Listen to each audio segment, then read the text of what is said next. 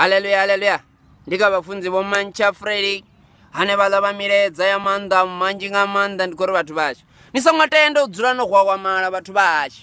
ri yone rine va KNH Hairfood ro va farela mapfura a u vuyisa hairliner a dovha futhi a alusa na afro ya vankhulu nga manda manji nga manda nga 150 randa pedzi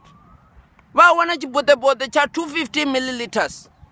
kuri vathu vaxo zwi dovha hafhu zwa dovha zwo itea na kha vana vathu vaxo ri na mapfura a vana nga 150 randa pedzi ri dovha hafhu ra va na mapfura a muvhili woṱhe a muvhili woṱhe nga 150 randa pedzi ngori ro vona uri ri nga si tou nakisa vho mavhudzi pedzi ro vha itela na tshisibe tsha lukanda vathu vaxo lukanda lu a nakisiwa nga 35 randa pedzi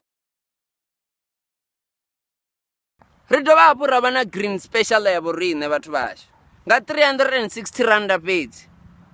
arava ku ri toda vathu vaxo va ri kwameka hedzo nomboro dzi re kha screen vathu vaxo ri wanala Thando na Tshikhuwani ri ya wanala vathu vaxo